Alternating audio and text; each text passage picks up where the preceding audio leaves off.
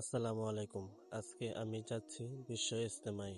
ছোটবেলা থেকেই শুনেছি বিশ্ব ইজতেমায় লাখ লাখ মানুষ হয়। আমি এখন পর্যন্ত বিশ্ব ইজতেমায় কখনো যাই নাই। আমার অনেক দিনের ইচ্ছা বিশ্ব ইজতেমা দেখার জন্য। তাই আমি আমার বন্ধু বোরহানকে নিয়ে আজ চলছি বিশ্ব ইজতেমার দিকে। ইজতেমায় যাওয়ার জন্য কোনো গাড়ি পাচ্ছিলাম না, তাই একটি পিকআপে করে আমরা দুজন যাচ্ছি। যাওয়ার সময় একটি বিষয় লক্ষ্য করলাম যে বাস চলা একদমই বন্ধ, কিন্তু মানুষ একদমই থেমে নেই। কেউ যাচ্ছে পিকআপে, আবার কেউ যাচ্ছে অটোতে করে। হঠাৎ করে পিকআপটি থামিয়ে দিল এবং ড্রাইভার বলছিল যে আর যাওয়া সম্ভব না, কারণ সামনে জ্যাম।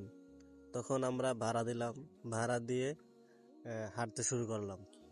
আমরা যেখানে নামছিলাম সেখান থেকে ইজতেমার মাঠ প্রায় 1.5 কিলোমিটার। তখন ভাবছিলাম এতটা রাস্তা কিভাবে হেঁটে যাব। তখন মনের সাহস নিয়ে হাঁটতে শুরু করলাম। তারপর আমরা যেতে যেতে মাঝে মধ্যে কয়েকটি করে ছবি তুলতে লাগলাম। অনেকগুলো ছবি তুলেছি। 2 জন মিলে হাঁটতে শুরু করলাম। এখনো রাস্তা শেষ হচ্ছে না, তবে আমাদের সাথে অনেক মানুষ হাঁটছে। চারপাশটা অনেক সুন্দর, কুয়াশা আর কুয়াশা, দেখতে খুব অসাধারণ। তবে এখনো সকালের নাস্তা খাইনি আমরা। তো নাস্তা খাওয়ার পর দেখা হবে আপনাদের সাথে। আসলে আমরা আছি ব্রিজের উপরে, এখানে কোনো দোকান নাই। তবে একজন ব্যক্তিকে দেখলাম, তিনি সিঙ্গারা বিক্রি করছেন। আমাদের দুজনের জন্য 2টি করে 4টি সিঙ্গারা নিলাম। তবে আর বেশি দূর নেই বলে মনে হয়, কাছাকাছি চলে এসেছি। অবশেষে দেখতে পেলাম ঐতিহাসিক টঙ্গীর ময়দান। অনেকগুলো তাঁবু রয়েছে এখানে, তাঁবুগুলো দেখা যাচ্ছে। এখন আমরা আছি ব্রিজের উপর। আমরা এখন সিঁড়ি দিয়ে ব্রিজের নিচে নামবো এবং আপনাদেরকে পুরোটা ঘুরে দেখাবো। তো অবশেষে অনেক কষ্ট করে নামলাম, কারণ আমরা যেই সিঁড়ি দিয়ে নামছিলাম ওই সিঁড়িতে পা ফালানোর জায়গা নেই, অনেক ক্রাউড। আমরা এখন 3 নাম্বার গেটে আছি। আমরা ভিতরে ঢুকতে পারছি না, কারণ ভিতরে অনেক লোক রয়েছে এবং যারা বাহিরে আছে তারা রাস্তায় বসে আছে। আমরা যখন এলাম তার 5 মিনিট পর আখিরি মোনাজাত শুরু হয়েছে।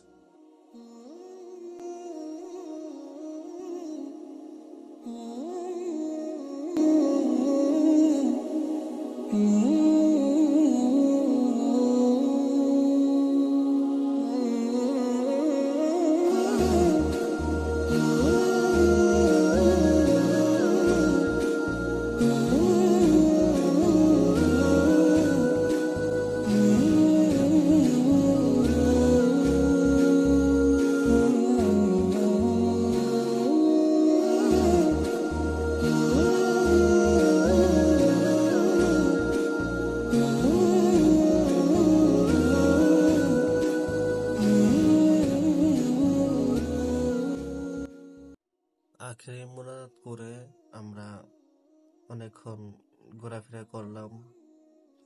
এখন আমরা চলে যাচ্ছি। এখন আমরা একটি গাড়ি খুঁজতেছি যে কোনটা দিয়ে যাওয়া যায়।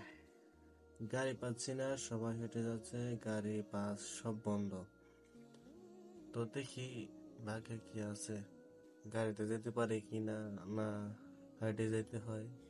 তো গাড়ি একটা পেয়েছি, তবে সেটা অন্য কারণে, এটা একটি ভ্যান গাড়ি।